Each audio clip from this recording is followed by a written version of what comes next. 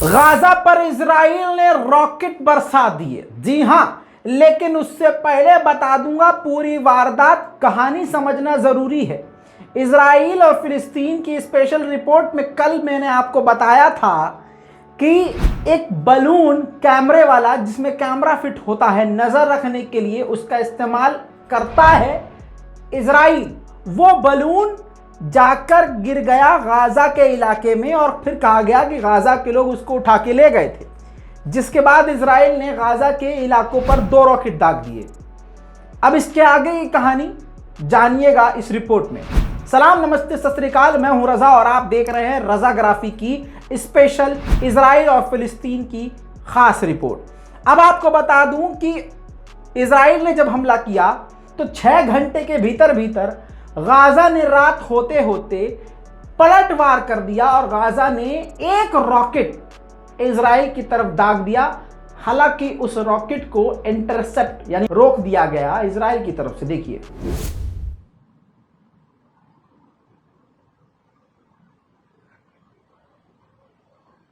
صور فيديو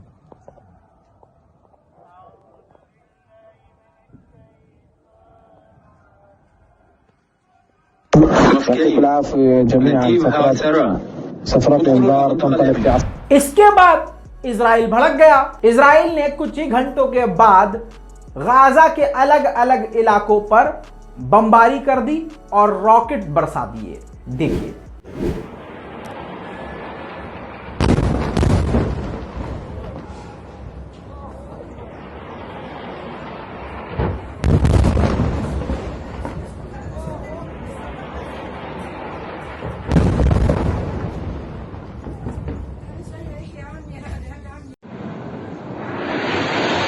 يا الله.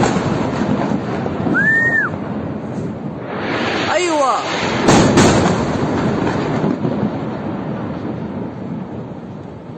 الناس قاعدين بيشردوا من الموقع. لا طلع صاروخ في الليل.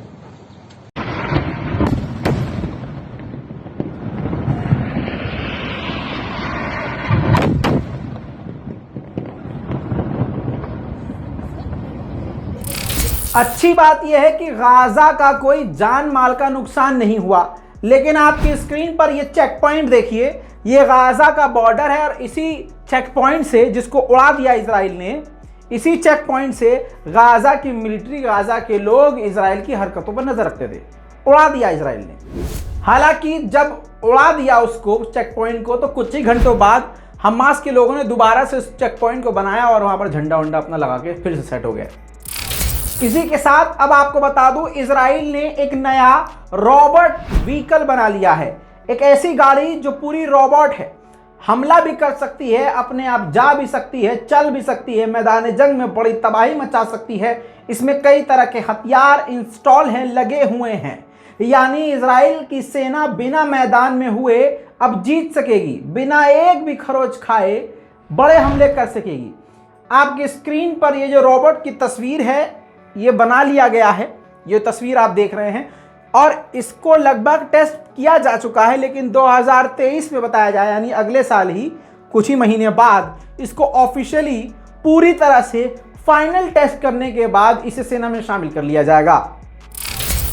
South America की एक company है इंटेलिजेंस पैरागुआरे, उसने बताया है कि ईरान का जो जहाज अर्जेंटीना में उतरा था उसमें IRGC का एक कमांडर भी मौजूद था। यानी कुछ ईरान प्लान कर रहा है। ये एक तरफ, दूसरी तरफ तुर्की में बवाल छाया हुआ है। तुर्की में जो कुछ यहूदी हैं उनसे साफ साफ इजराइल ने कह दिया है घर के बाहर मत निकलना।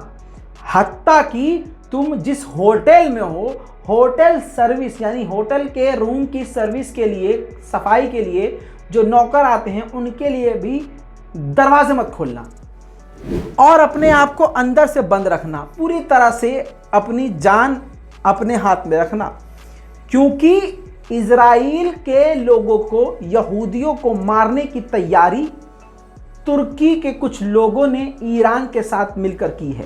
हालांकि तुर्की की सरकार पूरी तरह से यहूदी यानी इजराइल के साथ है इस बार, लेकिन फिर भी इजराइल को खौफ सता रहा है। वहीं पर आपको बताऊं, अब अंदर की बात, फिलिस्तीन के अंदर की बात, फिलिस्तीन के अंदर फिलिस्तीनियों के द्वारा इजराइल के यहूदियों के खिलाफ प्रदर्शन हो रहा था। प्रदर्शन होता है तो होता क्या है, सीधा आंसू गैस के गोले दागने शुरू कर दिए, खतरनाक झड़प हो गई।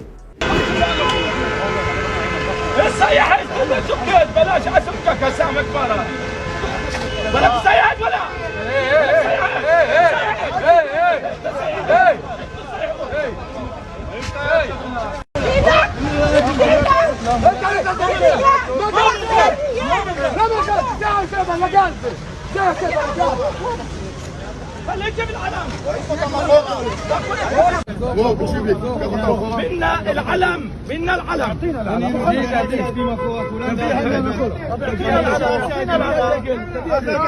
بلادي ولا يمكن نروح من هون الا ناخذ العلم. صوت صوت.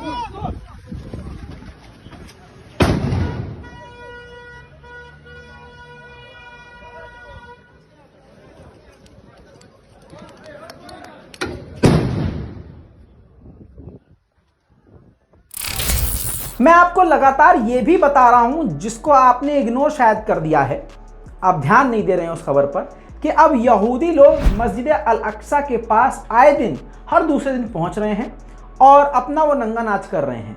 यानी अपने धर्म के मुताबिक उनका जो होता है उसमें नाचना, गाना, अरे ऐसे पकड़ के ऐसे जानवरों की तरह कूदना, उल्टा सीधा, मतलब जो भी वो करते हैं उनके हिसाब से वो कर रहे हैं और ये रोज़ का काम हो गया है। देखिए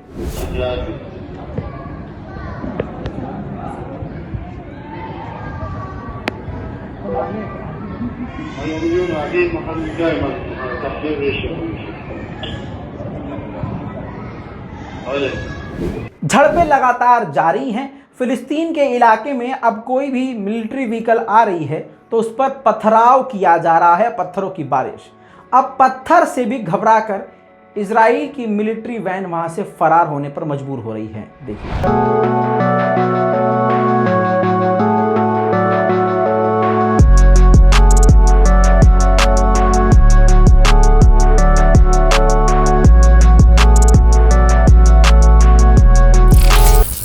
खबर अब आपको बड़ी इसी बताता हूं तुर्की के बारे में। तुर्की ने इराक में एक बार फिर से एयर स्ट्राइक करके 9 कुर्दिश लड़ाकों को कत्ल कर दिया है और लगातार ये ऑपरेशन जारी है।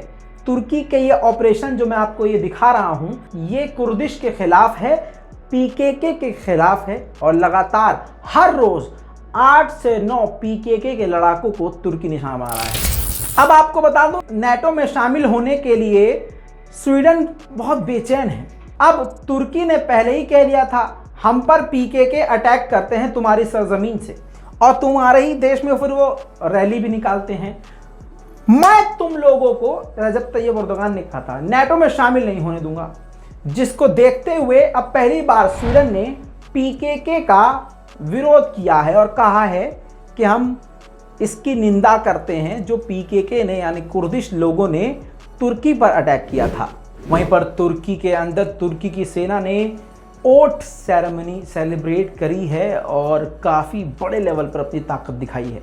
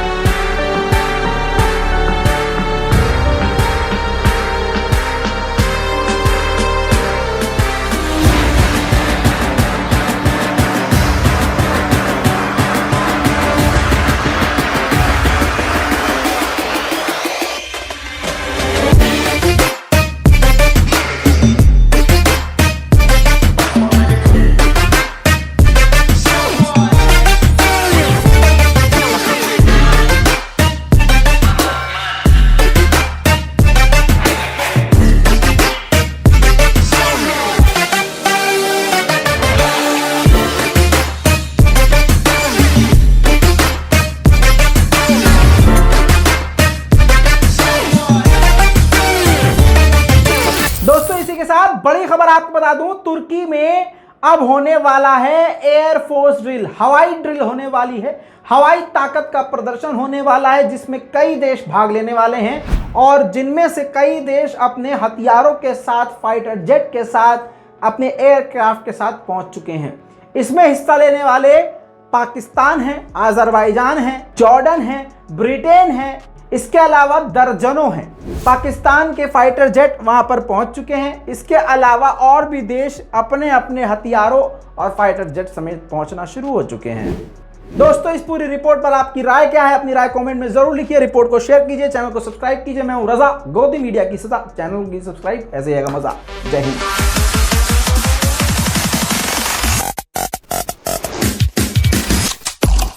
तेरा बाप है।